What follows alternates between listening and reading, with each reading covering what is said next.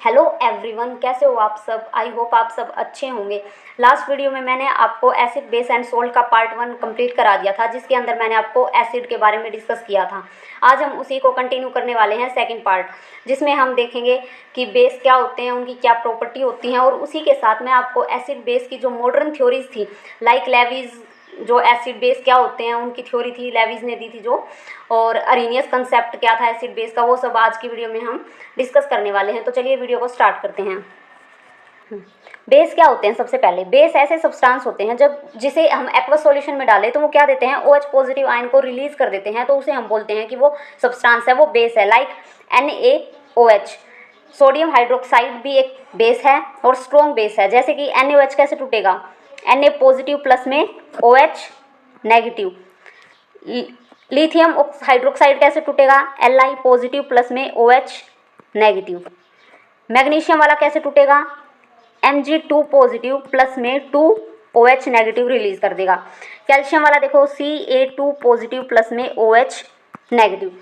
तो ये क्या है, जो सारे के सारे ही सब्सटेंस है वो क्या दे रहे हैं, OH आयन को रिलीज कर रहे हैं एक्वस सॉल्यूशन में, इसलिए ये क्या है, बेस। अब नेक्स्ट है प्रॉपर्टी ऑफ बेस। बेस की कौन कौन सी प्रॉपर्टी होती हैं? बेस है बिटर इन टेस्ट होता है, कड़वा इसका टेस्ट होता है। अगर हम इसे टच करते हैं तो कैसा फील होता है, सोपी फील होता है। It turn red litmus to blue, जो लाल लिटमस होता है उसको किस में कन्वर्ट कर देता है, ब्लू लिटमस में कन्वर्ट कर देता है। बेस आर इलेक्ट्रोलाइट्स, जो बेस होते हैं वो कैसे होते हैं, इलेक्ट्रोलाइट्स होते हैं। इलेक्ट्रोलाइट्स कैसे होंगे, जैसे मैंने एग्जांपल बताया आपको, NaOH है, NaOH कैसे टूटेगा, Na पॉजिटिव प्लस में OH नेगेटिव में टूटेगा। ये आयंस, जो ये आयंस बने हैं, पॉजिटिव और नेगेटिव आयंस बने हैं, ये पानी में इधर उधर मूव करते हैं और करंट को कैरी करते हैं, इसलिए NaOH का सॉल्यूशन इलेक्ट्रिसिटी कंडक्ट करता है। जो सॉल्यूशन इलेक्ट्रिसिटी को कंडक्ट करेगा उसे क्या बोल देंगे कि वो इलेक्ट्रोलाइट्स है। ठीक है, जो इलेक्ट्रिसिटी को कंडक्ट करेगा वो क्या होगा, इलेक्ट्रोलाइट्स है। तो बेस आर इलेक्ट्रोलाइट। एसिड भी हमारे इलेक्ट्रोलाइट होते हैं, क्योंकि वो भी तो positive H positive ions release करते हैं। जितने भी आयंस रिलीज होंगे वो इलेक्ट्रिसिटी को कंडक्ट करेंगे। नेक्स्ट है base react with some metal to form hydrogen gas. Base जब मेटल के साथ रिएक्ट करेगा तो क्या फॉर्म करेगा, हाइड्रोजन गैस। इसका जो pH होता है वो कितना होता है, 7 से 14 के बीच में इसका pH होता है। जैसे ये हमारा pH स्केल है, यहाँ इधर जाएंगे तो एसिडिक और इधर जाएंगे तो बेसिक 14 तक। तो ये क्या है, 7 से लेके 14 हमारे बेस होते हैं और 7 हमारा न्यूट्रल बोला जाता है। Water soluble base are called alkalis. जो बेस हमारे वाटर में सोल्यूबल होंगे उसे हम बोल देते हैं एल्कलीज। एग्जाम्पल NaOH है, ये भी वाटर में सोल्यूबल है। KOH है, ये भी सोल्यूबल है। कैल्शियम हाइड्रोक्साइड भी हमारा वाटर सोल्यूबल बेस है। ठीक है, नेक्स्ट चलो। Copper oxide and ferric oxide are water insoluble. ये क्या है, वाटर इनसोल्यूबल है। जो दो बेस हैं, कॉपर ऑक्साइड और फेरिक ऑक्साइड, हमारे क्या है, insoluble, water insoluble. All the metal oxide and the metal hydroxide are base. अगर हम मेटल के ऑक्साइड बना दें और मेटल के हाइड्रोक्साइड बना दें तो वो क्या होंगे, बेस कहलाएंगे। जैसे कि मैंने आपको एसिड में बताया था कि नॉन मेटल के ऑक्साइड हमेशा एसिडिक नेचर के होते हैं। यहाँ पे जो मेटल के ऑक्साइड होंगे और हाइड्रोक्साइड होंगे मेटल के, वो क्या होंगे, किस नेचर के होंगे, बेसिक नेचर के होंगे, ये बेसिस होंगे। ठीक है, नेक्स्ट देखो क्लासिफिकेशन ऑफ बेस। बेस को क्लासीफाई किस किस के बेस पे करते हैं हम? फर्स्ट है बेसिस ऑन स्ट्रेंथ। स्ट्रेंथ के आधार पर हम बेस को डिवाइड करते हैं, और एक होता है कंसंट्रेशन के आधार पर हम उसको क्लासीफाई करते हैं। On the basis of strength, strength के आधार पर दो टाइप के हैं, स्ट्रॉन्ग बेस और वीक बेस। स्ट्रॉन्ग बेस क्या होंगे, जो कंप्लीटली डिसोशिएट हो जाएंगे एक्वस सॉल्यूशन में, उसको हम बोल देंगे कि स्ट्रॉन्ग बेस है। जैसे कि इसके एग्जांपल है NaOH, सोडियम हाइड्रोक्साइड और पोटाशियम हाइड्रोक्साइड। ये क्या होंगे, कंप्लीटली डिसोशिएट हो जाते हैं। जैसे कि Na पॉजिटिव प्लस में OH नेगेटिव में टूटेगा और K पॉजिटिव प्लस में OH नेगेटिव में टूटेगा, जो KOH है। तो ये क्या है, ये कंप्लीटली डिसोशिएट हो रहे हैं वाटर के अंदर या एक्वस सॉल्यूशन के अंदर, इसीलिए इनको बोलेंगे हम स्ट्रॉन्ग बेस हैं। अब वीक बेस क्या है, जो कंप्लीटली डिसोशिएट ना हो एक्वस सॉल्यूशन में, कंप्लीटली अपने आयन को रिलीज ना करें, उसे बोल देंगे कि वो वीक बेस है। जैसे अमोनियम हाइड्रोक्साइड, ये कैसे टूटेगा, NH4 पॉजिटिव प्लस में OH नेगेटिव। तो ये क्या है, वीक बेस है। ये अपने आयन को कंप्लीटली रिलीज नहीं कर रहा है एक्वस सॉल्यूशन में, कंप्लीटली डिसोशिएट नहीं कर पा रहा है, इसलिए क्या है, वीक बेस है। On the basis of concentration, concentration के आधार पर भी हम बेस को डिवाइड करते हैं। पहला क्या था, स्ट्रेंथ के आधार पर क्लासीफाई किया था, अब कंसंट्रेशन के आधार पे हम इसको क्लासीफाई कर रहे हैं। फर्स्ट है डाइल्यूट बेस। डाइल्यूट का मतलब क्या है, जिसमें पानी ज़्यादा हो और जो हमारा एल्कली है वो कम अमाउंट में हो, तो उसको बोल देंगे डाइल्यूट बेस है। नेक्स्ट है कंसंट्रेटेड बेस। क्या होते हैं, जिसमें high concentration of alkali present होगी, उसे हम बोल देंगे कंसंट्रेटेड बेस। अब देखो chemical property of base. Chemical property of base में क्या है, reaction of non metallic oxide with base. अगर हम नॉन मेटेलिक ऑक्साइड की रिएक्शन बेस के साथ करवा देते हैं तो हमें क्या मिलेगा, सॉल्ट प्लस वाटर। जैसे एग्जांपल देखो, नॉन मेटल का ऑक्साइड क्या लिया, CO2 प्लस में बेस क्या लिया, कैल्शियम हाइड्रोक्साइड। अगर इसकी रिएक्शन करवा देते हैं तो क्या बनेगा, कैल्शियम कार्बोनेट प्लस में वाटर। कैल्शियम कार्बोनेट क्या है, सोल्ट है और वाटर। तो क्या मिला हमें, मेटेलिक ऑक्साइड की रिएक्शन बेस के साथ करवाने से सोल्ट प्लस में वाटर मिला। अब यहाँ से एक बात नोट करना, जो कैल्शियम कार्बोनेट है CaCO3, यहाँ से एक क्वेश्चन पूछा गया था एचटेट में। वो क्वेश्चन ये था कि आपको 4 ऑप्शन दिए गए थे, उसमें से लाइमस्टोन, मार्बल, चौक और एक और ऑप्शन था, उसमें ये पूछा गया था कि किसका केमिकल फॉर्मूला है वो सेम है। तो ये लिख लेना, लाइमस्टोन, मार्बल और चौक, ये क्या होते हैं, इनका केमिकल फॉर्मूला क्या होता है, कैल्शियम कार्बोनेट, CaCO3 इसका फॉर्मूला होता है। फॉर्मूला तो तीनों का ही सेम है, इन तीनों का, लेकिन बनेगा कैसे। लाइमस्टोन जो हमें चट्टानों से मिलता है, नेचुरली जो रॉक्स होती हैं उनसे मिलेगा, तो किस फॉर्म में मिलेगा, लाइमस्टोन की फॉर्म में मिलेगा। और मार्बल क्या होता है, अगर हम लाइमस्टोन को ही शाइनी कर दें, हार्ड शाइनी फॉर्म में कन्वर्ट कर दें लाइमस्टोन को, तो हमें मिल जाएगा मार्बल। और अगर सॉफ्ट वाइट फॉर्म में कन्वर्ट कर दें तो हमें मिल जाएगा चौक। नेक्स्ट है रिएक्शन विद मेटल। अगर हम बेस की रिएक्शन मेटल के साथ करवाते हैं तो क्या बनाएगा, हाइड्रोजन गैस को प्रोड्यूस कर लेगा। एग्जांपल देखो, जैसे कि मेटल ली हमने जिंक, स्ट्रॉन्ग बेस लिया NaOH, उसकी रिएक्शन करवाएंगे तो हमें क्या मिलेगा, सोडियम जिंकेट, Na2ZNO2, क्या बोलते हैं इसको, सोडियम जिंकेट मिलेगा। और साथ में क्या प्रोड्यूस होगी, H2 गैस प्रोड्यूस होगी। अब देखो यहाँ पे ये बोला मैंने कि जो स्ट्रॉन्ग बेस होता है वो मेटल के साथ रिएक्ट करके H2 गैस को प्रोड्यूस करता है, इसीलिए जो हम बेस होता है उसको हम मेटल के कंटेनर में नहीं रखते, क्योंकि अगर हमने बेस को मेटल के कंटेनर में रख दिया तो वो रिएक्ट करेगा, रिएक्ट करने के बाद उस मेटल को कोरोड करना स्टार्ट कर देगा। Base do not react with metal carbonate and metal by carbonate. जो हमारे बेस होते हैं वो मेटल कार्बोनेट और मेटल बाय कार्बोनेट के साथ रिएक्ट नहीं करते। जब मैंने आपको एसिड का टॉपिक कराया था तो मैंने बताया था कि जो एसिड होते हैं वो हमारे मेटल कार्बोनेट और मेटल बाय कार्बोनेट के साथ रिएक्ट करते हैं। वहाँ पे मैंने रिएक्शन भी बताई थी आपको, देखो अभी बता देती हूँ। यहाँ पे रिएक्शन मैंने एसिड की रिएक्शन जब करवाई थी तो क्या बन रहा था कार्बोनेट के साथ, तो देखो CaCO3, ठीक है। ये मैंने क्या लिया, मेटल कार्बोनेट। अगर उसकी रिएक्शन मैंने एसिड से कराई थी HCl, तो हमें क्या मिल रहा था,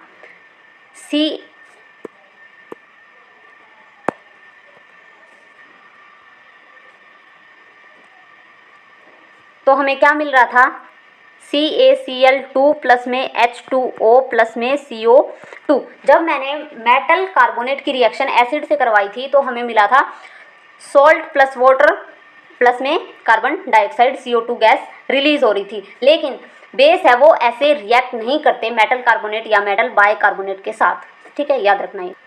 acid base and neutral salt. अब देखेंगे एसिड कैसे बनता है, बेस कब बनेगा और न्यूट्रल सोल्ट कब बनेगा।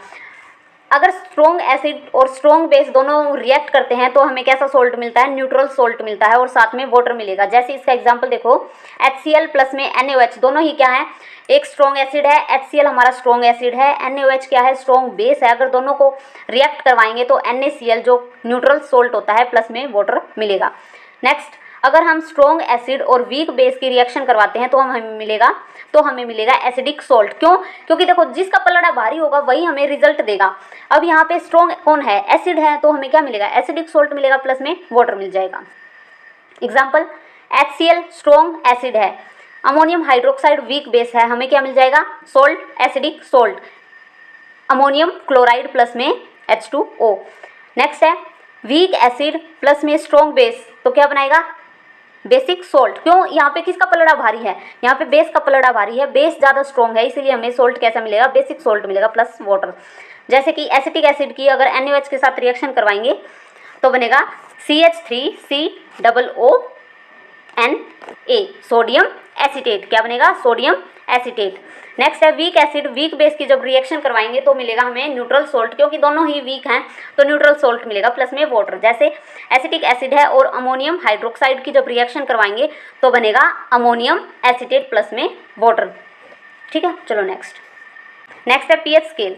पीएच स्केल हमें क्या बताएगा, पोटेंशियल ऑफ हाइड्रोजन, हाइड्रोजन की पोटेंशियल कितनी है जो भी हम सब्सटेंस ले रहे हैं उसके अंदर। PH stand for power of hydrogen, hydrogen की पावर बताएगा। PH scale major how acidic और बेसिक ए सब्सटेंस, क्या बताएगा, कोई सब्सटेंस कितना एसिडिक है और कितना बेसिक है, ये कौन बताएगा, पीएच स्केल। पीएच स्केल की जो रेंज होती है वो 0 से 14 होती है। The numerical value of pH of a solution is equal to the power present in 10। तो समझो एग्जांपल देखो, concentration of H positive is 10⁻⁻x, तो इसकी पीएच क्या हो जाएगी, जो 10 की पावर में होगी।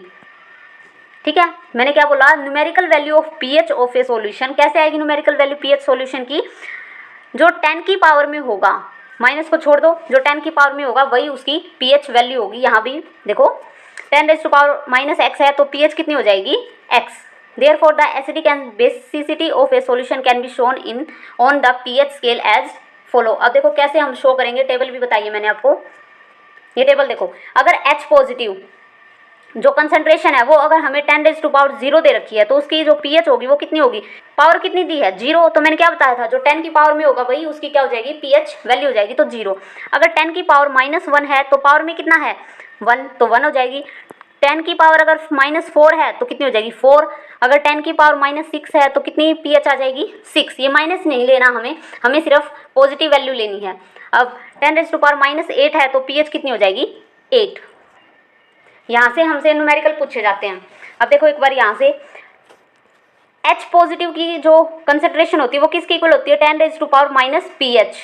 ठीक है, पीएच कौन देगा, जो ऊपर उसकी पावर में होगा। अगर हम दोनों साइड लोग ले लें तो इधर आ गया लोग H पॉजिटिव, और अगर इधर हमने लोगरिथम ले लिया, यहाँ बता देती हूँ, लोग 10⁻⁻pH, तो क्या करेगा, लोग की प्रॉपर्टी क्या होती है, जो भी पावर में होता है वो आगे आ जाता है। तो पावर में क्या है, -pH है तो ये आगे आ जाएगा, तो -pH log 10। अब pH को इधर रहने दो और बाकी इसको इधर ले आओ, log 10 इधर आ जाएगा, तो ये क्या हो जाएगा, माइनस को भी इधर ले आए, log H पॉजिटिव अपॉन में log 10। अब हमें पता है log 10 की वैल्यू 1 होती है, तो इसमें पुट कर दो, तो pH की वैल्यू आ जाएगी हमारी -log ऑफ H पॉजिटिव, यानी हाइड्रोजन की जो कंसंट्रेशन गिवन होगी वो हम इस फॉर्मूले में पुट कर देंगे। ये फॉर्मूला आप याद रखना। ऐसे ही अगर हमें बेस की बतानी हो तो हम किसकी पीएच लेंगे, OH की, तो ये फॉर्मूला आपको याद रखना है। ये 2 फॉर्मूले याद रखने हैं। अब मैं आपको न्यूमेरिकल बताऊंगी कि कैसे न्यूमेरिकल पूछे गए हैं इसके ऊपर। Find pH of 10⁻⁻2 normality HCl। ये दे रखा है कि जो कंसंट्रेशन है वो कितनी दे रखी है, -10⁻⁻2 नॉर्मेलिटी की कंसंट्रेशन दे रखी है HCl की। तो हमें इसकी बतानी है पीएच बतानी है। अभी मैंने बताया पीएच क्या होती है, पीएच का फॉर्मूला क्या होता है, pH = -log H पॉजिटिव, ये फॉर्मूला होता है। अब हमारे पास जो H पॉजिटिव की कंसंट्रेशन है वो कितनी दे रखी है, 10⁻⁻2 नॉर्मेलिटी। अब H पॉजिटिव की वैल्यू यहाँ पुट कर दो तो कितना आ जाएगा, -log 10⁻⁻2। ठीक है, अब log की प्रॉपर्टी क्या होती है कि जो पावर में होता है वो आगे आ जाता है, तो ये आगे आएगा, एक माइनस पहले से है, माइनस +2 हो गया, ये वाला आगे आ गया। अब log 10 की वैल्यू मैंने क्या बताई थी, 1, तो हमारे पास जो pH आ जाएगी वो कितनी आ जाएगी, 2। मैंने क्या बताया, जो pH होता है उसका फॉर्मूला ये होता है, मेन रोल किसका होता है, H पॉजिटिव आयन का होता है। और हम निकाल रहे थे HCl की, कितनी आई थी, 2। और HCl को पहले तोड़ के देखो, H पॉजिटिव Cl नेगेटिव में टूटेगा, हमारे पास जो H है वो कितना रिलीज हो रहा है, एक H रिलीज हो रहा है। ठीक है, अब नेक्स्ट जो मैं आपको एग्जाम्पल करवाऊंगी अभी ये वाला है H2SO4 का, तब देखना आप इसमें क्या चेंज होता है। अभी देखो पहले मैं आपको एग्जाम्पल ही करवाती हूँ। हमें गिवन क्या है, 10⁻⁻4 मोलैरिटी। अब की बार मोलैरिटी किसकी दी है, कंसंट्रेशन H2SO4 की। सबसे पहला काम है आपको उसको डिसोशिएट करो, जो भी दिया गया है। H2SO4 को जब मैं डिसोशिएट करूंगी तो हमें कितने H पॉजिटिव मिलेंगे, 2 H पॉजिटिव मिलेंगे और साथ में SO4 2 नेगेटिव। अब इसका मेन रोल है, सबसे पहले आपको पता करना है कि H पॉजिटिव आयन कितने रिलीज हो रहे हैं।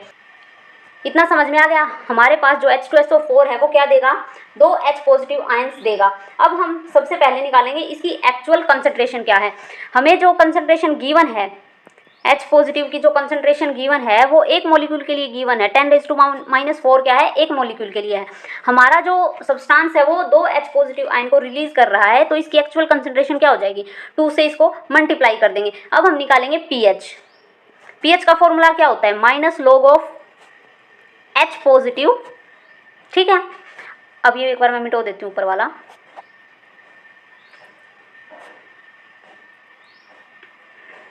ऊपर लिख लेते हैं इसको। देखो अभी मैंने क्या बताया, फॉर्मूला बताया, pH क्या होती है, -log of H positive, okay, ये इसकी क्या होती है, फॉर्मूला होता है। अब H पॉजिटिव मैंने कैलकुलेट करनी बताई थी आपको, 10⁻⁴ एक के लिए, हमें निकालनी थी 2 के लिए, क्योंकि हमारा जो सब्सटेंस है वो 2 H पॉजिटिव आयन रिलीज करा था। पुट कर दो अब इसमें, एक सेकेंड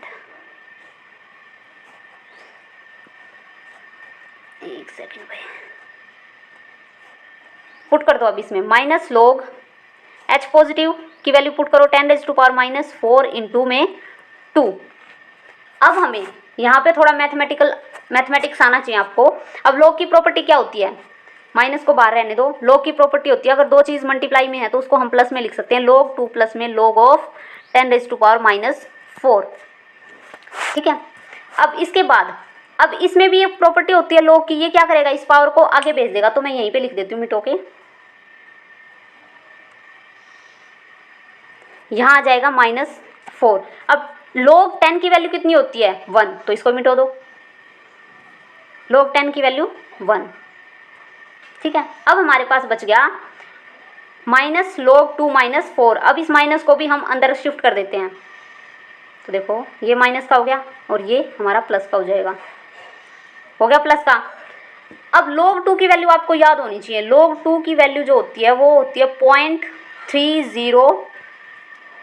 0.30 3010, ठीक है। अब इसमें पुट कर देंगे, तो इसको मेरे को रब करना पड़ेगा भाई, इतनी स्पेस नहीं है मेरे पास, एक सेकेंड,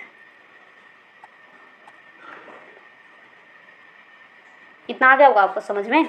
अब देखो 4 में से हम किसको माइनस कर देंगे, 0.3013, तो हमारे पास जो आंसर आएगा 3.6990, ये हमारी क्या हो जाएगी, pH हो जाएगी किसकी, H2SO4 की। एक और करवा देती हूँ, फिर आपको अच्छे से समझ में आ जाएगा। अगर आपको ये समझ में आ गया है मेथड, तो आप HNO3 की pH कितनी आती है वो कमेंट सेक्शन में बताना, बाकी मैं एक बार फिर से करवा देती हूँ अगर किसी को समझ में नहीं आया हो। सबसे पहले देखो हमारे पास गिवन क्या है, 10⁻⁻3 मोलैरिटी ऑफ HNO3 की गिवन है। सबसे पहले तोड़ो इसको, किस में टूटेगा, H पॉजिटिव प्लस में NO3 नेगेटिव, किस में टूटा, H पॉजिटिव प्लस में NO3 नेगेटिव में ब्रेक हुआ। अब H पॉजिटिव तो एक ही निकल रहा है, तो हमें यहाँ पे कोई भी मल्टीप्लाई करने की जरूरत नहीं है। और हमारे पास जब हम कंसंट्रेशन निकालेंगे तो हमें एक की कितनी गिवन है, 10⁻⁻3 गिवन है। अब मल्टीप्लाई 1 करो या ना करो, क्योंकि H पॉजिटिव आयन एक ही रिलीज हो रहा है वहाँ पे, तो आप स्किप भी कर सकते हो इसको। अब फॉर्मूले में पुट कर दो, मैं डायरेक्ट फॉर्मूले में पुट कर रही हूँ, pH -log H पॉजिटिव की वैल्यू पुट कर दो 10⁻⁻3। अब जो ये -3 है, log की प्रॉपर्टी क्या होती है, ये पावर को आगे भेज देता है, तो यहाँ आ जाएगा -3, तो ये इसको प्लस बना देगा। और log 10 की वैल्यू कितनी होती है, 1, तो pH कितनी आ जाएगी, 3, कितनी आ जाएगी, 3। The sum of pH and POH always remain constant. जो हमारा सम होता है pH का और POH का, तो वो हमेशा कांस्टेंट होता है 14, ठीक है। आप इसको ऐसे भी लिख सकते हो, 14 सेम ही आएगा। अगर इसको पावर को आगे लेके जाएंगे तो ये 14 हो जाएगा, प्लस का 14, और 10 की वैल्यू हमारे पास 1 होती है, log 10 की। इन प्योर वाटर और न्यूट्रल जो सॉल्यूशन होता है उसका pH क्या होता है, 7 होता है। अब 7 होता है, अगर इस वैल्यू में पुट कर देंगे तो देखो pH प्लस POH 14 की इक्वल होता है। अब pH है वो 7 होता है न्यूट्रल का, हमें पता है, तो POH भी तो इक्वल ही होगा, क्योंकि इनका जो सम आना चाहिए, इनका सम कितना आना चाहिए, 14 आना चाहिए, तो 7 POH होगा और 7 ही pH वैल्यू आएगी। एसिडिक सॉल्यूशन क्या होता है, एसिडिक सॉल्यूशन में देखो ये स्केल है, ये 7 पे न्यूट्रल होता है, इधर बेसिक होता है, बेसिक, और इधर एसिडिक। अब pH कितनी होती है, लेस देन 7 होती है, और इसकी रेंज कितनी होती है, 0 से लेके 6.9। ऐसे ही जो बेसिक सॉल्यूशन होता है उसकी रेंज कितनी होती है, ग्रेटर देन 7 होती है, या हम बोले pH से बड़ी होती है, और इसकी रेंज कितनी होती है, 7 से 14। एसिडिक जो स्ट्रेंथ है वो इन्वर्सली प्रोपोर्शनल होती है 1/pH के, एसिडिक स्ट्रेंथ। अगर pH की वैल्यू ज़्यादा है तो हमारी एसिडिक स्ट्रेंथ है वो कम होगी, अगर पीएच की वैल्यू कम है तो एसिडिक स्ट्रेंथ ज़्यादा हो जाएगी, यानी इन्वर्सली प्रोपोर्शनल होती है। जो हमारा स्ट्रॉन्ग एसिड होता है उसकी पीएच 0 होती है, ठीक है। और ऐसे ही बेसिक स्ट्रेंथ है वो किसके इन्वर्सली प्रोपोर्शनल होती है, 1/POH के। अगर POH की वैल्यू यानी पोटेंशियल, अगर हाइड्रोक्साइड का पोटेंशियल ज़्यादा है तो बेसिक स्ट्रेंथ कम होगी, अगर कम है तो इसकी ज़्यादा बेसिक स्ट्रेंथ हो जाएगी। और जो स्ट्रॉन्ग बेस होता है उसकी पीएच हमारे पास 14 होती है।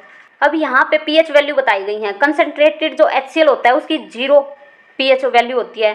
गैस्ट्रिक जूस, जो हमारे पेट में जो गैस्ट्रिक जूस बनता है उसकी पीएच वैल्यू 1.5 से लेकर 3.5 होती है, ठीक है, याद रखना आप ये 1.45 से लेकर 3.5 वैल्यू होती है।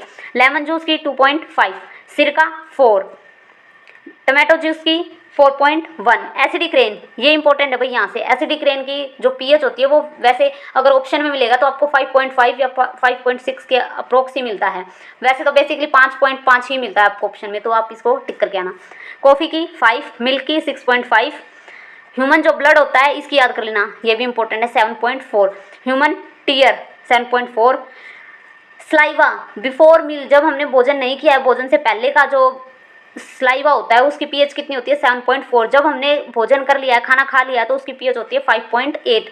एग की 7.8 और टूथपेस्ट की हमारे पास 8 होती है, बेसिक होता है टूथपेस्ट। बेकिंग सोडा की 8.5, और ये इंपॉर्टेंट है भाई, ये जो टूथ डिके होता है, हमारे दांत है वो टूटना शुरू कर देते हैं, डिके होना स्टार्ट हो जाता है, तो उसकी जो पीएच होती है वो लेस देन 5.5 होती है। नेक्स्ट है acid base indicator. Acid base indicator क्या होते हैं, जो हमें ये बताएंगे कि कोई सॉल्यूशन एसिडिक है, कोई सॉल्यूशन बेसिक है या न्यूट्रल है, वो किसे हमें पता चलेगा, इंडिकेटर से। इंडिकेटर हमारे पास 3 टाइप के इंडिकेटर होते हैं। सबसे पहला नेचुरल, एक तो नेचुरल, एक आर्टिफिशियल और एक ओल्फैक्टरी। ओल्फैक्टरी इंडिकेटर, हमारे पास 3 टाइप के इंडिकेटर होते हैं, नेचुरल, आर्टिफिशियल, ओल्फैक्टरी। अब 1 बाय 1 करके हम इनको स्टडी करेंगे। देखो सबसे पहला है नेचुरल इंडिकेटर। नेचुरल इंडिकेटर हमारे पास 3 होते हैं, लिटमस पेपर, टर्मरिक और रेड कैबेज। जो लिटमस पेपर होता है वो कहाँ से मिलता है, लाइकन से मिलता है, और इसका कलर कैसा होता है, पर्पल होता है, नेचुरल कलर। और ये हमें किस लाइकन से मिलता है, रोसेला टिंक्टोरिया से मिलता है। लाइकन क्या करता है, सिम्बायोटिक रिलेशनशिप शो करता है, किसके साथ, एल्गी और फंजाई के साथ। यहाँ से आपका एचटेट का क्वेश्चन पूछा गया है, और वो क्या क्वेश्चन था कि जो लाइकन है वो किस किस के बीच में सिम्बायोटिक रिलेशनशिप शो करता है, तो उसमें ये एल्गी एंड फंजाई ना देके इनके दूसरे नाम दिए गए थे। जैसे कि जो एल्गी होता है उसको हम फाइकोबायंट बोलते हैं, एल्गी को हम क्या बोलते हैं, फाइकोबायंट, और जो हमारी फंजाई होती है उसको माइकोबायोंट, ठीक है। ये ऑप्शन में दिए गए थे आपको। अगर आपको इनका नाम नहीं पता, जो एल्गी और फंजाई का नाम नहीं पता, तो आप ये क्वेश्चन नहीं अटेम्प्ट कर सकते। तो अभी आप ये याद रखना कि जो लाइकन का सिम्बायोटिक रिलेशनशिप होता है वो एल्गी एंड फंजाई के साथ होता है। एल्गी का जो दूसरा नाम है वो फाइकोबायोंट होता है, और जो फंजाई का है वो माइकोबायोंट होता है। जो लिटमस पेपर है वो रेड भी होता है और ब्लू भी मिलते हैं लिटमस पेपर। लिटमस पेपर क्या करता है, अगर एसिडिक है तो नीले से लाल में कन्वर्ट करेगा, अगर बेस है तो रेड से ब्लू में कन्वर्ट कर देगा लिटमस पेपर को। नेक्स्ट है आर्टिफिशियल इंडिकेटर। आर्टिफिशियल इंडिकेटर हमारे पास 2 हैं, फिनोप्थिलीन और मिथाइल ऑरेंज। फिर है थर्ड है ओल्फैक्टरी इंडिकेटर। ओल्फैक्टरी इंडिकेटर वो इंडिकेटर होते हैं जो ऑर्डर चेंज करते हैं एसिडिक और बेसिक सॉल्यूशन में जाने के बाद, उसको हम बोलते हैं ओल्फैक्टरी इंडिकेटर।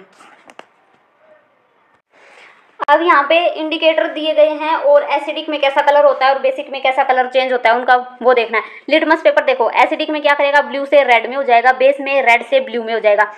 टर्मरिक जो हल्दी है वो एसिडिक में येलो होती है और बेस में रेड ब्राउन। अब यहाँ पे सीटेट में क्वेश्चन पूछा गया था, जो टर्मरिक था उसका कलर येलो है, तो वो सॉल्यूशन कैसा होगा, एसिडिक होगा या बेसिक होगा या कैसा सॉल्यूशन होगा, ये बताना था। तो अभी आप ये नोट करना, जो टर्मरिक होती है वो एसिडिक में भी येलो रहती है, और जो न्यूट्रल होगा, न्यूट्रल जो सॉल्यूशन होगा उसमें भी येलो कलर देती है और एसिडिक मीडियम में येलो कलर देती है। तो हम ये नहीं बता सकते कि वो मीडियम एसिडिक है या न्यूट्रल है जब तक हमें दूसरी कंडीशन गिवन नहीं हो तब तक, ठीक है। नेक्स्ट देखो red cabbage. Red cabbage acidic में रेड कलर देगी और बेस में green colour. Hydrangea plant flower, जो हाइड्रेंजिया के फ्लोवर होते हैं, प्लांट के जो फ्लोवर होते हैं वो क्या करते हैं, एसिडिक में तो ब्लू कलर और बेस में पिंक कलर। जेरेनियम एसिडिक में रेड ऑरेंज और बेस में क्या देगा, blue colour. Methyl orange red से येलो हो जाएगा, बेस में येलो और एसिड में रेड। फिनोप्थिलीन क्या होती है, कलरलेस, और बेस में क्या कैसा हो जाएगा, पिंक। अब यहाँ से भी एक क्वेश्चन याद रखना, जो फिनोप्थिलीन होती है वो एसिडिक और न्यूट्रल में कलरलेस होती है। कैसा कलर होता है, कलरलेस होता है, चाहे वो न्यूट्रल सॉल्यूशन हो या एसिडिक सॉल्यूशन हो, वो न्यूट्रल रहता है, ठीक है। ये भी सीटेट में एक बार I think statement based question था, उसमें पूछा गया था, ठीक है, ध्यान रखना। नेक्स्ट है ओल फैक्ट्री इंडिकेटर। हमारे पास 3 ओल फैक्ट्री इंडिकेटर हैं, वेनिला और अनियन और क्लोव। तो वेनिला क्या करता है, एसिडिक मीडियम में जाने के बाद उसकी जो स्मेल होती है वो सेम स्मेल रहती है। अब भाई ये ध्यान ही रखना, जो बेसिक मीडियम होगा उसमें उनकी स्मेल है वो खत्म हो जाएगी, और एसिडिक मीडियम में स्मेल उनकी सेम रहेगी। अनियन देखो एसिड में स्मेल देगा, बेस में लूज कर देगा। क्लोव है एसिड में स्मेल देगा और बेस में लूज कर देगा अपनी स्मेल को। अब देखो Lewis concept of acid and base, यहाँ से हमारी जो मॉडर्न थ्योरीज हैं वो स्टार्ट होती हैं। सबसे पहले मॉडर्न थ्योरी है लेविस एसिड एंड बेस की। जो एसिड होते हैं, जो लेंगे एक्सेप्ट करेंगे, जो इलेक्ट्रॉन एक्सेप्टर होंगे उसको हम बोल देंगे एसिड है, और जो डोनेट करेंगे उसको हम बोल देंगे बेस है। जैसे कि BF3 है, बोरोन। बोरोन के आउटर मोस्ट में कितने होते हैं, सबसे पहले एटॉमिक नंबर देखो, बोरोन का 5 होता है। अब इसकी शेल फिल करो, K में 2 आ जाएंगे, L में 3 आ जाएंगे, तो इसके आउटर मोस्ट में कितने हो गए, 3 इलेक्ट्रॉन हो गए। फ्लोरीन के आउटर मोस्ट में 7 इलेक्ट्रॉन होते हैं। जब हम इसका स्ट्रक्चर कैसे बनाएंगे, BF कितने हैं, 3 लगा दो, यहाँ लिखो, यहाँ लिखो F, ठीक है। अब फ्लोरीन के आउटर मोस्ट में 7 इलेक्ट्रॉन होते हैं, 7 बनाओ, 1 2 3 4 5 2 4 5 6 7 हो गए फ्लोरीन के साथ। ऐसे इसके 1 2 3 4 5 6 7, ऐसे इसके 1 2 3 4 5 6 7, 7 इसके हो गए। अब 3 बना दो इसके बोरोन के, 1 2 3, मैंने पास ही बनाई भाई, इसको क्रॉस लिख देती हूँ मैं, बोरोन के 3। अब देखो हमें इसके ऑक्टेट पूरा करना है, यानी 8 इलेक्ट्रॉन इसके पास होने चाहिए और 8 इलेक्ट्रॉन इसके पास होने चाहिए, तो ये क्या हो जाएगा, ऑक्टेट कंप्लीट हो जाएगा। ऑक्टेट कंप्लीट हो जाएगा तो उसके लिए देखो फ्लोरीन का पहले कंप्लीट करते हैं। 7 तो फ्लोरीन के पास खुद के हैं, एक ये इससे लेगा, शेयरिंग कर लेगा, तो ये 8 पूरे हो गए। ऐसे ही ये एक इससे ले लेगा और 7 इसके पास खुद हैं, ऐसे ही ये इससे ले लेगा और 7 इसके पास खुद से हैं, तो फ्लोरीन के हो गए कंप्लीट ऑक्टेट। और यहाँ पे जो हमारा बोरोन है उसमें क्या है, 3 तो इसके खुद के इलेक्ट्रॉन हैं, जो वैलेंस शेल में 3 इलेक्ट्रॉन है, 3 ये शेयर कर लेगा। अब देखो एक इससे ले लिया और एक इससे और एक इससे, भाई क्या हुआ, बोरोन ने क्या किया, 3 तो इसके पास वैलेंस शेल में थे, L शेल में 3 इलेक्ट्रॉन थे, एक इसने इस फ्लोरीन से ले लिया, एक इससे और एक इससे, तो इसके कितने पूरे हो गए, 6। लेकिन हमें चाहिए थे 8, वैलेंस शेल में 8 इलेक्ट्रॉन होने चाहिए थे, हमें मिले 6, तो कितने की कमी आ गई, 2 की डेफिशिएंसी होगी। तो इसको हम क्या बोल देंगे कि ये और 2 इलेक्ट्रॉन को एक्सेप्ट कर सकता है, इसीलिए ये क्या है, लेविस एसिड है। अब देखो एल्यूमिनियम है, यहाँ पे लिख देती हूँ मैं Al, एल्यूमिनियम। एल्यूमिनियम का एटॉमिक नंबर कितना होता है, 13, तो हम कैसे लिखेंगे, 2 8 3। तो वैलेंस शेल में हमारे पास इलेक्ट्रॉन कितने आए, 3 इलेक्ट्रॉन आए, ये तो आ गया समझ में आपको, 3 इलेक्ट्रॉन आए। अब जो हमारे पास क्लोरीन है उसके आउटर मोस्ट में कितने इलेक्ट्रॉन होते हैं, 7 होते हैं, क्योंकि ये एक इलेक्ट्रॉन को एक्सेप्ट करता है, नेगेटिव चार्ज होता है क्लोरीन के ऊपर। तो कितने वैलेंस इलेक्ट्रॉन हैं क्लोरीन के पास, 7। अब हम देखेंगे कि ये लेविस एसिड है या तो लेविस बेस है, तो उसके लिए हमें क्या करना है, एल्यूमिनियम, यहाँ लिखा एल्यूमिनियम, यहाँ लिखा क्लोरीन, एक क्लोरीन ये और एक क्लोरीन इसके पास बना देते हैं, 3 क्लोरीन हो गए। अब इसके साथ 1 2 3 4 5 6, एक यहाँ लिख दिया 7, इसके भी 7 पूरे करो, 1 2 3 4 5 6 7 पूरे हो गए। इसके 1 2 3 4 5 6, एक इधर लगा दो, 7 हो गए पूरे। अब एल्यूमिनियम के पास कितने हैं, 3, 1 2 2 3, इसके क्रॉस लगा देते हैं एल्यूमिनियम के।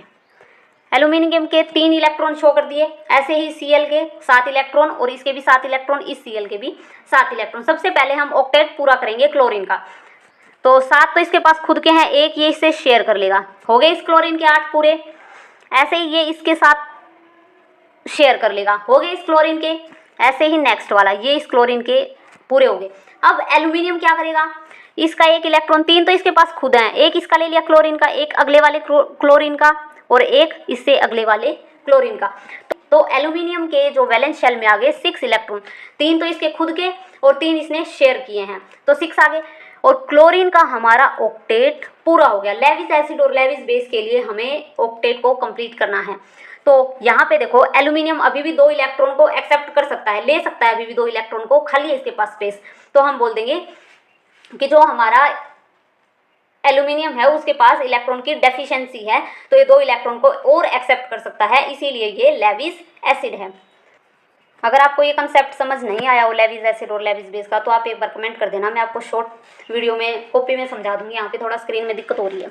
नेक्स्ट देखो, अब Na पॉजिटिव, अब ध्यान से समझना, ये जो पॉजिटिव वाले हैं ये कैसे एसिड लेविस एसिड कहलाते हैं। देखो जो हमारा सोडियम होता है उसकी इलेक्ट्रॉनिक कॉन्फ़िगरेशन क्या होती है, 2 8 1। अब पॉजिटिव है, पॉजिटिव के लिए हम 1 हटा देंगे, है ना। तो आप बोलोगे कि यहाँ पे तो मैडम ऑक्टेट कंप्लीट है ना, लास्ट वैलेंस में क्या है 8 इलेक्ट्रॉन कंप्लीट है, लेकिन फिर भी ये लेविस एसिड है, ऐसा क्यों। तो इसको समझो। देखो Na क्या है, एक होटल का मालिक है भाई। Na जो सोडियम है वो होटल का मालिक है, उसके पास फ्लोर है, K में 2 रूम है, L में जो L फ्लोर है उसमें 8 रूम है, और जो M फ्लोर है उसमें 18 रूम है। अब K में तो 2 फुल हो गए, ठीक है, 2 फुल हो गए 2 रूम फ्लोर के। अब L जो फ्लोर है उसमें 8 फुल हो गए रूम। अब जो M फ्लोर है उसमें स्पेस तो है 18 रूम की, है ना, 18 रूम की है, लेकिन सिर्फ एक कस्टमर रुका हुआ है वहाँ पे, एक कस्टमर है।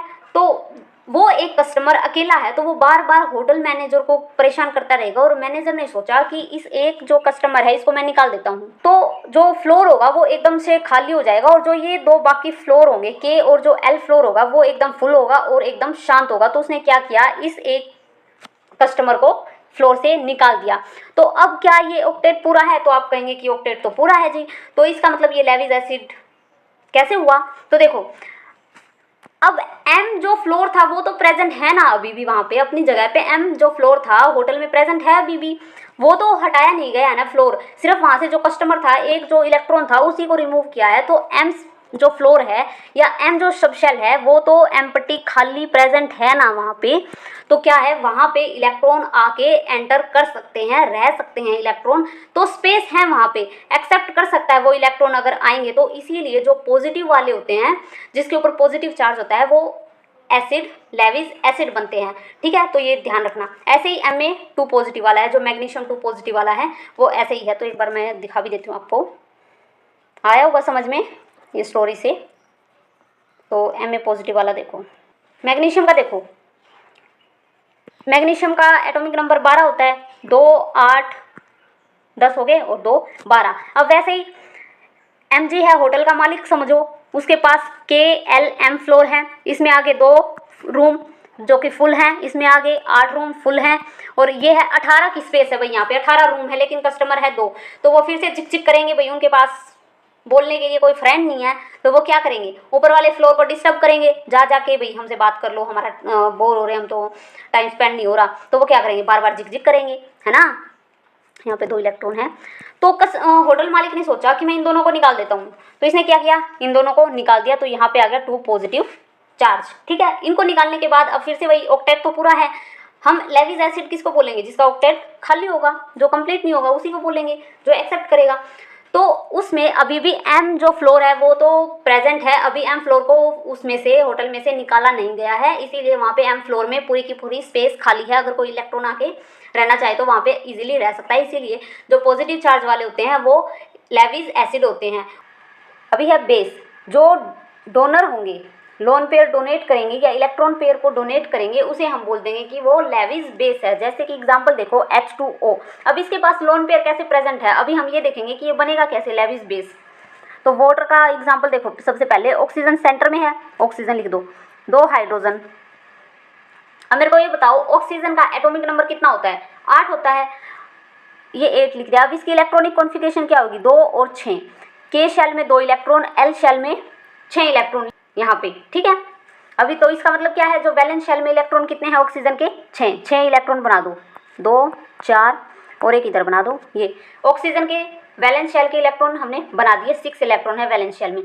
हाइड्रोजन के पास कितने इलेक्ट्रॉन है वैलेंस शेल में, 1, इस हाइड्रोजन के पास भी 1। अब हमें इनका डबलेट कंप्लीट करना है और ऑक्टेट कंप्लीट करना है। सबसे पहले बॉन्ड बनाओ, H कितने लेगा, 2 इलेक्ट्रॉन को ले सकता है, तो ये यहाँ से एक शेयरिंग कर लेगा ऑक्सीजन के इलेक्ट्रॉन के साथ, और एक यहाँ से, तो हाइड्रोजन का डबलेट कंप्लीट हो गया। अब हमें ऑक्सीजन का ऑक्टेट कंप्लीट करना है, तो ये क्या करेगा, हाइड्रोजन के साथ शेयरिंग कर लेगा। 6 तो इसके खुद के थे और 2 आगे हाइड्रोजन से शेयरिंग करने के बाद, तो इसका क्या हो गया, ऑक्टेट कंप्लीट हो गया। अब इसका बॉन्ड हम कैसे शो करेंगे, बॉन्ड देखो, ऑक्सीजन सेंटर में शेयरिंग कहाँ हुई है, H और ऑक्सीजन के बीच में एक शेयरिंग करके बॉन्ड बनाया है, एक यहाँ पे। अब बॉन्ड को शेयर करने के बाद कितने इलेक्ट्रॉन है वो फ्री हैं ऑक्सीजन के पास, 4 इलेक्ट्रॉन फ्री हैं, ठीक है। तो ये क्या है, 2 लोन पेयर बच गए ऑक्सीजन के पास, 2 लोन पेयर। यही क्या करेंगे, जब इसको H2O को रिएक्ट करवाएंगे किसी भी सब्सटेंस के साथ, तो ये क्या करेगा, अपने जो लोन पेयर हैं उनको डोनेट कर देगा, और जो डोनेट करते हैं वो क्या हो जाते हैं, लेविस बेस कहलाते हैं। नेक्स्ट एग्जांपल देखो इसका, NH3 सेंटर में क्या है, नाइट्रोजन, H इधर बना दो H और एक H। अब मेरे को ये बताओ, नाइट्रोजन के वैलेंस शेल में कितने इलेक्ट्रॉन होते हैं, 5, 7 एटॉमिक नंबर होता है, तो 2 के शेल में चले जाएंगे और 5 L शेल में चले जाएंगे, तो 5 इलेक्ट्रॉन बना दो, 2, 3, 4, 5 हो गए, N के 5 कंप्लीट। हाइड्रोजन के 1, इसका भी 1 और यहाँ भी 1। अब इनका ऑक्टेट और डबलेट कंप्लीट करो। हाइड्रोजन 2 लेगा, ये से शेयर कर लेगा नाइट्रोजन का जो 1 इलेक्ट्रॉन है उसके साथ। अब ऐसे ही ये हाइड्रोजन क्या करेगा, नाइट्रोजन के 1 इलेक्ट्रॉन को शेयर कर लेगा, ये भी ऐसे ही करेगा। तो देखो तीनों हाइड्रोजन का डबलेट है वो कंप्लीट हो गया। अब हमें नाइट्रोजन का ऑक्टेट कंप्लीट करना है। 5 तो इसके पास खुद के थे, 3 ये हाइड्रोजन से ले लेगा, तो हो जाएंगे ना कंप्लीट इसके। तो ये देखो ये क्या हो गया, नाइट्रोजन का डबलेट सॉरी ऑक्टेट कंप्लीट हो गया। अब इसका बॉन्ड कैसे बनेगा, NH H और H, ठीक है। अब देखो नाइट्रोजन के पास 5 थे, 5 बॉन्ड बना सकता था इनके साथ, लेकिन इसने कितने यूज़ किए हैं, 3 बॉन्ड बनाए हैं H के साथ, तो बच गए कितने, 2 इलेक्ट्रॉन बच गए, वो यहाँ आ जाएंगे 2 इलेक्ट्रॉन। इसका मतलब क्या है, जो हमारा नाइट्रोजन है उसके पास एक लोन पेयर प्रेजेंट है जो कि डोनेट कर सकता है, इसलिए ये बेस है। अब देखो OH के ऊपर नेगेटिव चार्ज है, यानी जो हमारा सेंट्रल एटम है उसके ऊपर नेगेटिव चार्ज है, तो कितना हो जाएगा, अगर ऑक्सीजन के 6 वैलेंस इलेक्ट्रॉन थे तो 1 नेगेटिव चार्ज है OH के ऊपर, तो कितने हो जाएंगे, 7 हो जाएंगे। तो 7 बना दो, 1 2 3 4 5 6 7। हाइड्रोजन के पास कितने हैं, 1 है, कर दो इसका पूरा डबलेट, हाइड्रोजन का हो गया और ऑक्सीजन का भी ऑक्टेट कंप्लीट हो गया। 7 थे ऑक्सीजन के पास, 7 कैसे थे, 6 तो वैलेंस इलेक्ट्रॉन ऑक्सीजन के खुद के थे, 1 नेगेटिव चार्ज की वजह से आया इलेक्ट्रॉन, 7 हो गए, और 1 इसने शेयरिंग कर ली, तो 8 हो गए इलेक्ट्रॉन हमारे पास कंप्लीट। अब इसके ऊपर कितने लोन पेयर होंगे, देखो इसने कितना यूज किया है, 1 इलेक्ट्रॉन के साथ इसने क्या बनाया है, बॉन्ड बनाया है 1 इलेक्ट्रॉन के साथ, तो कितने हो गए, 6 बच गए, यानी इसके पास 3 लोन पेयर प्रेजेंट हैं। कितने प्रेजेंट हैं, OH के पास 3 लोन पेयर प्रेजेंट है जो कि डोनेट कर सकता है, ठीक है। नेक्स्ट देखो, अब Cl नेगेटिव के पास क्या है, 7 थे, 1 नेगेटिव की वजह से आया तो 8 हो गए, डबलेट कंप्लीट हो गया। अब इसके पास 8 इलेक्ट्रॉन कहने का मतलब क्या है, 4 लोन पेयर हैं इसके पास, आई बात समझ में, 4 क्या है, लोन पेयर प्रेजेंट हैं, तो ये अपने लोन पेयर को डोनेट कर सकता है, इसीलिए ये क्या है, लेविस बेस है। अब यहाँ पे ट्रिक ध्यान रखना, जितने भी पॉजिटिव चार्ज वाले होंगे वो लेविस एसिड होंगे, और जितने भी नेगेटिव चार्ज वाले होंगे वो लेविस बेस बनेंगे, ठीक है, आए इतना समझ में। अब नेक्स्ट चलते हैं, Arrhenius concept of acid and base. Acid क्या होंगे, give H positive ion in aqueous solution, जो H पॉजिटिव आयन को रिलीज कर देंगे, जैसे हमारी जो क्लासिकल थ्योरी थी वही है सेम, अरेनियस कंसेप्ट में कुछ डिफरेंस नहीं है।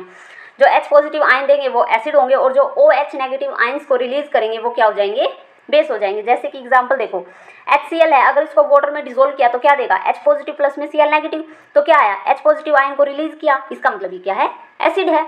HNO3 नाइट्रिक एसिड कैसे टूटेगा पानी में जाने के बाद, H पॉजिटिव प्लस में NO3 नेगेटिव, ये भी क्या है, एसिड है, क्योंकि इसने H पॉजिटिव आयंस दिया। अब H3PO4 कैसे टूटेगा, 3H पॉजिटिव प्लस में H2PO4 नेगेटिव, ये भी क्या है, H पॉजिटिव आयन को रिलीज कर रहा है, इसका मतलब ये एसिड है। अब बेस देखो, कैल्शियम हाइड्रोक्साइड को जब एक्वस सॉल्यूशन में डिसोल्व करेंगे तो क्या होगा, Ca2 पॉजिटिव प्लस में 2OH नेगेटिव आयन को रिलीज कर देगा, इसलिए ये बेस है। अब देखो Bronsted Lowry concept of acid and base. Acid क्या होते हैं? प्रोटॉन डोनर, यानी जो H पॉजिटिव आयन को डोनेट करेंगे वो हो जाएंगे एसिड, और जो H पॉजिटिव आयन को एक्सेप्ट करेंगे वो हो जाएंगे बेस। ये बिल्कुल लेविस एसिड और बेस का उल्टा है जस्ट, ठीक है। अब देखो इसको समझो, यहाँ से हमें एक इंपॉर्टेंट कंसेप्ट समझना है कि कंजुगेट एसिड क्या होते हैं और कंजुगेट बेस क्या होते हैं। रिएक्शन है NH3 प्लस में HCl NH4 पॉजिटिव प्लस में Cl नेगेटिव।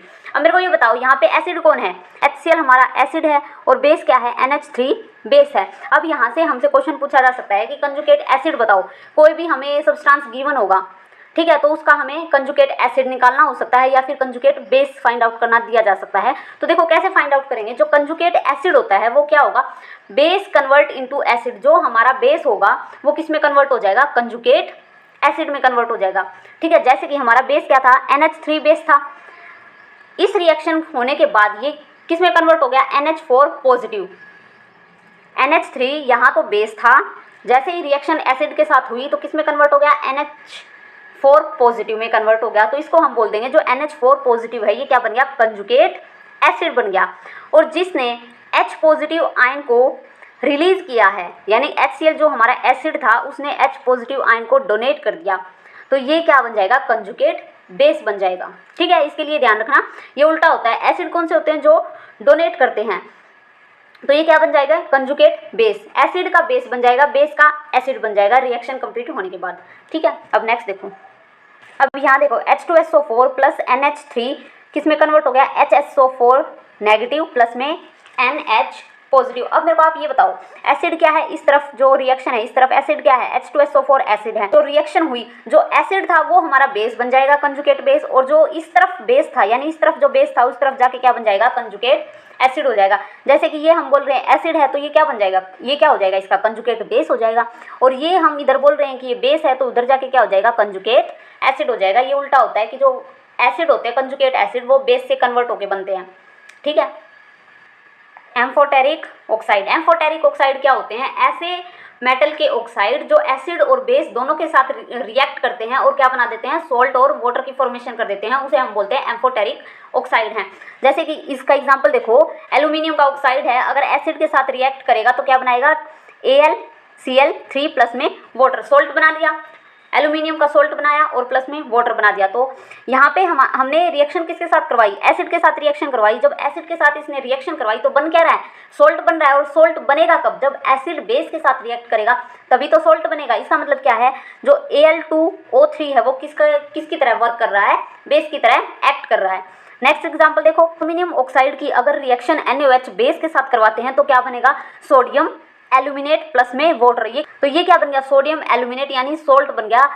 तो देखो यहाँ बेस था, अब सोल्ट कब बनेगा? जब एसिड के साथ रिएक्ट करवाएंगे किसी भी सब्सटेंस को, तभी तो सोल्ट बनेगा। तो इसका मतलब क्या है? जो एल्यूमिनियम का ऑक्साइड है यहाँ किसकी तरह वर्क कर रहा है? एसिड की तरह एक्ट कर रहा है। इसीलिए जो हमारा एल्यूमिनियम के ऑक्साइड हैं वो क्या है? एम्फोटेरिक ऑक्साइड बोले जाते हैं, जो कि एसिड और बेस दोनों के साथ रिएक्ट करते हैं। इसके कुछ एग्जाम्पल है, जिंक के ऑक्साइड है, एल्यूमिनियम ऑक्साइड है, सिलिकॉन का ऑक्साइड है, गैलियम का ऑक्साइड है। ये सब क्या होते हैं? एम्फोटेरिक ऑक्साइड होते हैं। अब CO2 है, अगर मैंने उसकी रिएक्शन करवाई NaOH के साथ, बेस के साथ अगर कार्बन डाइऑक्साइड की रिएक्शन करवा दी तो मेरे को मिलता है सॉल्ट Na2CO3। इस सॉल्ट का क्या नाम है? सोडियम कार्बोनेट या वॉशिंग सोडा।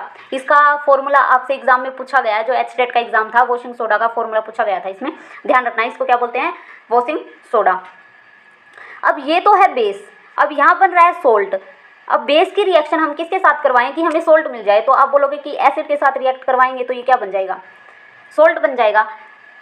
अब अगर मैं CO2 की रिएक्शन अगर HCl के साथ करवा दूँ, एसिड के साथ करवा दूँ, तो यहाँ पे हमारे पास कोई भी रिएक्शन नहीं होगी। इसका मतलब क्या है? जो एसिड और बेस के साथ रिएक्ट करेंगे उसी को हम एम्फोटेरिक बोलेंगे। अब देखो यूज़ क्या है बेस के। सबसे पहला बेस है MgO। इसका यूज़ कहाँ किया जाता है? दवाइयाँ बनाने में, मेडिसिन मैन्युफैक्चरिंग में इसका यूज़ किया जाता है। सेकंड है हीट इंसुलेटर की तरह, जो हमारे इलेक्ट्रिक केबल्स होते हैं उसमें हीट इंसुलेटर की तरह MgO का यूज़ होता है। देखो जो MgO होता है उसकी क्या होती है? हाई थर्मल कंडक्टिविटी होती है। क्या होती है? High thermal conductivity. High thermal conductivity होती है। तो MgO क्या करता है? इसकी एक प्रॉपर्टी होती है कि ये जो इलेक्ट्रिसिटी होती है उसको तो रोक देता है और जो हमारी हीट होती है उसको आसानी से पास होने देता है। जब भी हमारे इलेक्ट्रिक जो केबल्स होती हैं उसमें तेज़ी से करंट फ्लो करेगा तो करंट फ्लो होने की वजह से अंदर जो वायर होगा वो गर्म होना स्टार्ट हो जाएगा, वहाँ पे गर्मी पैदा होनी स्टार्ट हो जाएगी। तो एमजीओ क्या करेगा, उस गर्मी को या उस हीट को एब्जॉर्ब करेगा और जो हमारी केबल की बाहरी परत होती है वहाँ पे लाके उसको छोड़ देगा, यानी जो गर्मी पैदा हुई थी, हीट पैदा हुई थी उसके अंदर, उसको क्या करेगा, बाहर निकाल के फेंक देगा, जिससे कि जो हमारा केबल है वो ओवर हीट होने से बच जाएगा और हमारी वायर है वो पिघलेगी नहीं। तो इसका यूज़ किस में किया जाता है, इलेक्ट्रिक केबल्स में किया जाता है एमजीओ का यूज़। देखो, it is used in protective coating of plasma display. जो प्लाज्मा टीवी होते थे उसकी डिस्प्ले की प्रोटेक्ट करने के लिए किसकी लेयर लगाई जाती थी, एमजीओ की लेयर लगाई जाती थी। देखो कैसे लगाई जाती थी, जैसे कि हमारे पास ये टीवी है, प्लाज्मा टीवी की जो डिस्प्ले है वो है, इसके ऊपर एमजीओ की लेयर चढ़ा दी जाती थी। जैसे हम फोन में लेमिनेशन वगैरह करवाते हैं ना, वैसे एमजीओ की कोटिंग कर दी जाती थी इसके ऊपर। क्यों की जाती थी, जो हमारा प्लाज्मा टीवी होता है उसके अंदर छोटे छोटे पिक्सल होते हैं और इन पिक्सल में नियोन या फिर जिनोन गैस है वो फिल होती है। जैसे ही हमने टीवी को चालू किया, चालू करने के बाद इन गैस को इलेक्ट्रिसिटी मिली तो ये गैस किस में कन्वर्ट हो जाएंगी, प्लाज्मा में। हाईली जो एनर्जेटिक होती हैं गैस, उनको क्या बोलते हैं, प्लाज्मा बोलते हैं। तो ये किस में कन्वर्ट हो जाएंगी, प्लाज्मा में कन्वर्ट हो जाएंगी। इस प्रोसेस में गैस के जो आयंस होंगे वो तेज़ी से इसकी जो टीवी की कांच की लेयर है या जो डाइलेक्ट्रिक्स लेयर बोले हम, जैसे ये डाइलेक्ट्रिक लेयर्स है, इसके अंदर छोटे छोटे पिक्सल है, वो यहाँ पे आके टकराना स्टार्ट हो जाएंगे, जो इसकी लेयर है उसके ऊपर टकराना स्टार्ट हो जाएंगे। अगर एमजीओ की कोटिंग इसके ऊपर ना लगाई हो तो क्या होगा, जैसे ही ये आयंस कांच की परत के ऊपर टकराएंगे तो वो परत है वो जल्दी घिसकर खराब हो जाएगी। इसीलिए जो एमजीओ है वो किसकी तरह वर्क करता है, एक प्रोटेक्टिव लेयर की तरह वर्क करता है जो हमारा प्लाज्मा टीवी होता है उसमें, और हमारा टीवी है वो खराब होने से बच जाता है। ठीक है, नेक्स्ट देखो अभी मैग्नीशियम हाइड्रोक्साइड। मैग्नीशियम जो हाइड्रोक्साइड है उसको मिल्क ऑफ मैग्नीशिया भी बोला जाता है। इसका यूज़ जो हमारी पेट में एसिडिटी होती है उसको रिमूव करने के लिए किया जाता है। जब भी हम बाहर का मसालेदार या फास्ट फूड खाना खाते हैं तो क्या होता है, हमारा जो स्टमक है उसको पचाने के लिए, डाइजेस्ट करने के लिए खुद से ज़्यादा एसिड है वो प्रोड्यूस करना स्टार्ट कर देता है, और जिसके कारण जब ज़्यादा एसिड बनेगा तो हमें खट्टी डकारें और हमारे चेस्ट में जलन होना स्टार्ट हो जाती है। उसको कम करने के लिए हम क्या लेते हैं, मिल्क ऑफ मैग्नीशिया लेते हैं, जो किसकी तरह काम करता है, एंटा एसिड की तरह काम करता है। और ये क्या करेगा, हमारा जो पेट में ज़्यादा एसिड बना है उसको न्यूट्रलाइज करने का काम करेगा, एंटा एसिड की तरह वर्क करेगा और हमारी जो एसिड है उसको लेवल को कम कर देगा। तो it is used as an antidote in acid poisoning. इसका यूज़ एंटीडोट की तरह भी किया जाता है। अब इसको समझो, एंटीडोट और एंटा एसिड में क्या डिफरेंस होता है। एंटीडोट कब दिया जाता है, जब कोई भी जो पेशेंट होता है या कोई भी इंसान है, अगर उसने एसिड पी लिया, जानबूझ के एसिड पी लिया है या कोई जहर पी लिया जिसमें एसिड प्रेजेंट था, तो उसमें क्या होगा, जो हमारे पेट में जो एसिड प्रेजेंट होता है उससे कई ज़्यादा खतरनाक और तेज़ होता है जो हमने बाहर से एसिड पिया होता है।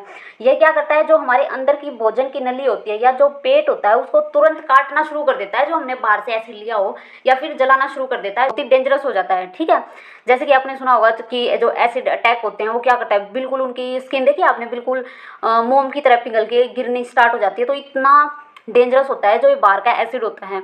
तो उसको कम करने के लिए उस कंडीशन में जब उसी मिल्क ऑफ मैग्नीशिया को दिया जाता है तो उसे एंटा एसिड नहीं बल्कि एंटीडोट कहा जाता है। ठीक है, यहाँ इसका काम सिर्फ खट्टी डकार रोकना नहीं है, बल्कि जो हमारा एसिड लिया है या जो जहर लिया गया है उसको मारकर इंसान को बचाना है। ठीक है, इसीलिए इसका यूज़ एंटीडोट में किया जाता है। और जो हमारा एंटा एसिड है वो हम घर पे भी ले सकते हैं, लेकिन जो एंटीडोट होता है वो डॉक्टर की प्रिस्क्रिप्शन से ही लिया जाता है। ऐसे ही हम खुद से ही जो मिल्क ऑफ मैग्नीशिया है या मैग्नीशियम हाइड्रोक्साइड है उसको नहीं ले सकते। तो उसके लिए हमें तुरंत डॉक्टर के पास लेके जाना चाहिए। खुद से हमें मैग्नीशियम हाइड्रोक्साइड की डोज नहीं देनी चाहिए, लेकिन हमारी जो खट्टी डकार या फिर नॉर्मल जो एसिडिटी होती है उसके लिए हम इसका यूज़ कर सकते हैं बिना डॉक्टर की प्रिस्क्रिप्शन के। नेक्स्ट है कैल्शियम हाइड्रोक्साइड। कैल्शियम हाइड्रोक्साइड का दूसरा नाम क्या है, स्लैक लाइम या बुझा हुआ चूना। अब इसके यूज़ क्या है, जब हम जो स्लैक लाइम है अगर उसमें हमने पानी डाल दिया तो हमें क्या मिला, मिल्क लाइम जो सॉल्यूशन है वो मिला, जिसका यूज़ हम वाइट वॉशिंग ऑफ वॉल्स करते हैं। जैसे कि हमने दीवारों में सफ़ेदी करनी हो तो किसका यूज़ किया जाता है, बुझे हुए चूने का यूज़ किया जाता है। या फिर इसका यूज़ ब्लीचिंग पाउडर बनाने में, सीमेंट बनाने में, प्लास्टिक मोल्टर या फिर सॉफ्टनिंग ऑफ वाटर में किसका यूज़ किया जाता है, कैल्शियम हाइड्रोक्साइड का यूज़ किया जाता है। अब देखो जो हमारा ब्लीचिंग पाउडर है वो कैसे बनेगा, कैल्शियम इसकी रिएक्शन मैंने क्लोरीन के साथ करवा दी, तो मेरे को क्या मिलेगा, CaOCl2 प्लस में वाटर।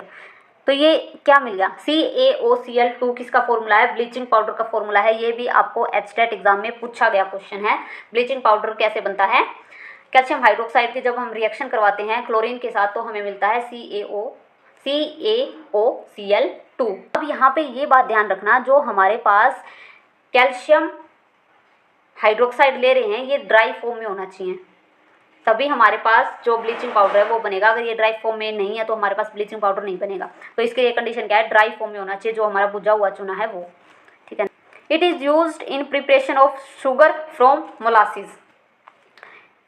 तो मोलासिस देखो क्या होता है, जो हमारी शुगर की रिकवरी करनी है फ्रॉम मोलासिस, उसमें यूज़ होता है कैल्शियम हाइड्रोक्साइड का। देखो कैसे बनाई जाती है, चीनी की जो मील होती है उसमें गन्ने के रस को उबालने के बाद जो गाढ़ा या कड़वा जो लिक्विड बचता है उसको बोलते हैं मोलासिस।